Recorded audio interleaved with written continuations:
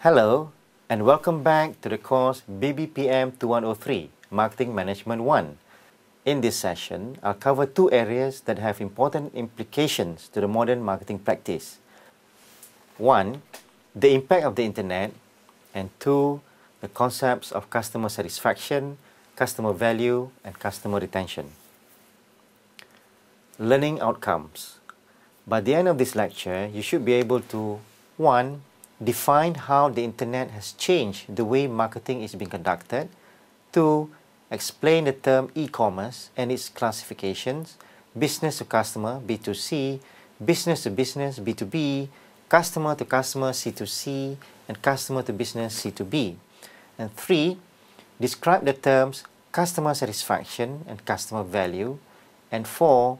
Justify the importance of customer retention to business.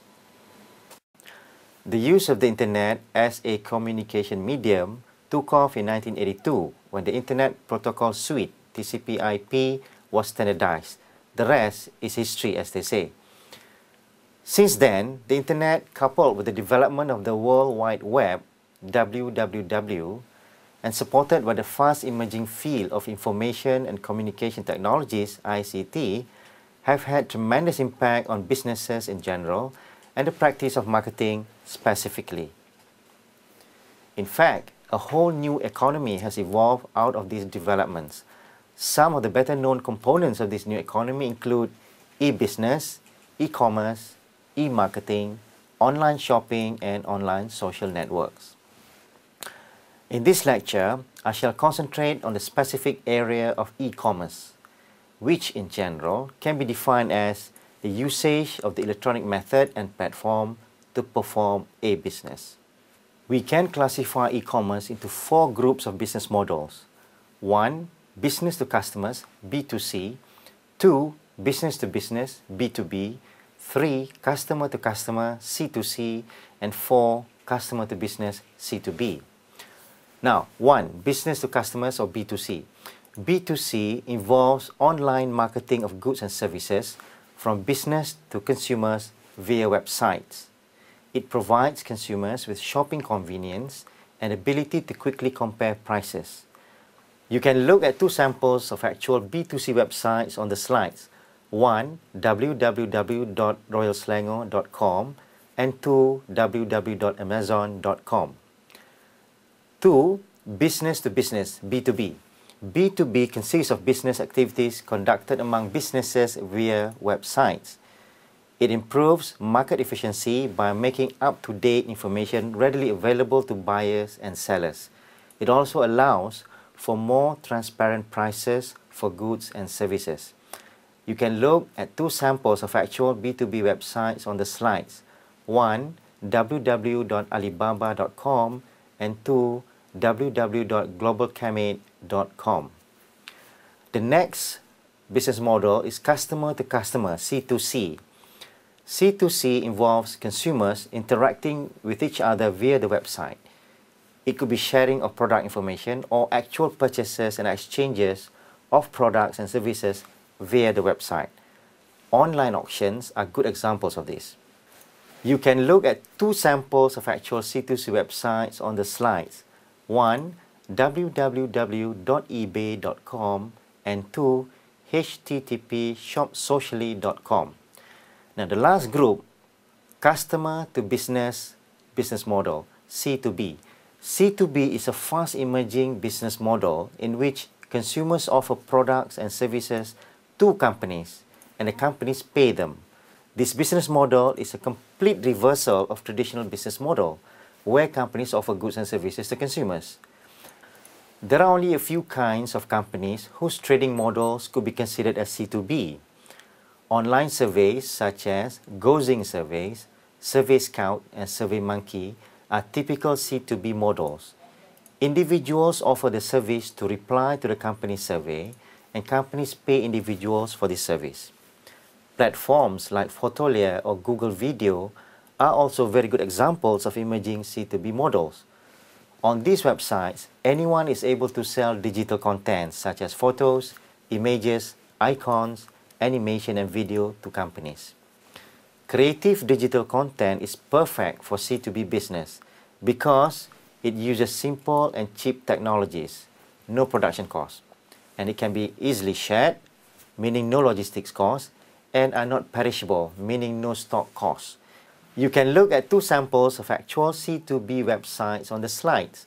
One, www.surveymonkey.com, and two, www.photolia.com. These four web-based business models will continue to grow in the foreseeable future, and they will challenge the traditional ways of doing business. For traditional businesses, also known as brick and mortar, having online presence could actually complement their current businesses. For some other traditional businesses, for example, traditional newspapers and book publishers, the new business models could actually threaten their very existence. Borders, the bookstore chain in the US, has ceased its operations because it cannot compete against Amazon.com. Now, I would like to move on to another area which is fundamental to marketing as well as to business. This concerns the concepts of customer satisfaction, customer value, and customer retention. The fact is, no business could survive without customers. And it is also a fact, based on research, that the cost of getting a new customer could be as high as 5 times the cost of retaining an existing customer. Thus, it makes sense for companies to keep their existing customers. The implications of marketing and businesses are that companies cannot afford to lose too many customers. Otherwise, their businesses will cease to be viable. Just look at the many traditional newspapers which lost customers to online news portals and went bankrupt. Not losing customers to competitors requires companies to keep their customers satisfied. And your customers will be satisfied and be loyal to you as long as you can provide value to them for patronizing your products and services, and you have to do this better than your competitors. So to summarize, customer value drives customer satisfaction, which in turn drives customer retention and their loyalty, and this leads to business performance. So, what do we mean by customer value? It is simply the sum of the value or perceived benefits and the cost of patronizing or using a product or service. If the net is positive, then value is created. Sources of value could include 1. Product value. For example, cutting-edge technology used in a BMW car. 2. Added value. For example, 20-year warranty of the car. 3. Personal value. For example, having the car as a reward for being promoted to a general manager. And 4. Image value. Again, for example, a BMW is seen as a prestige car. The cost components could involve 1. Financial costs. For example, a BMW car is much more expensive than many other cars. 2. Time costs. For example, again, waiting time for the new 5 Series BMW is 6 months versus, say, 3 months for a competing car. 3. Energy costs. For example, higher maintenance expenses and fuel consumption can be considered as energy costs for the BMW car. And 4. Psychology costs. For example, this could involve foregoing the chance to own another prestige car of equivalent financial cost, but perhaps with a higher performance image, such as a Mercedes or an Audi.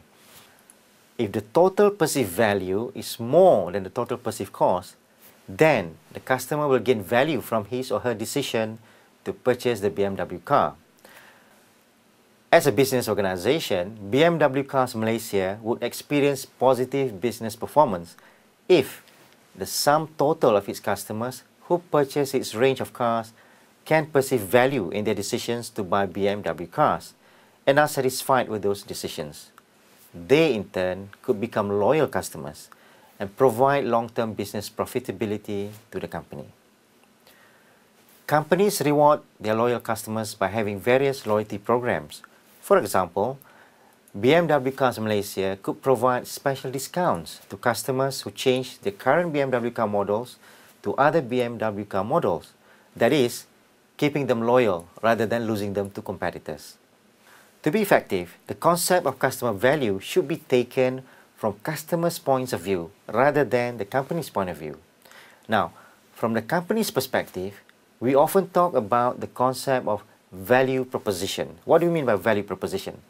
Well, value proposition means the reasons why customers should buy or patronize your product or service and not your competitors' products or services.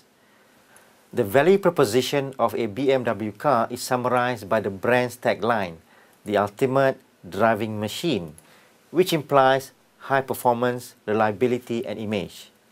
Another good example to highlight this point involves the US car market.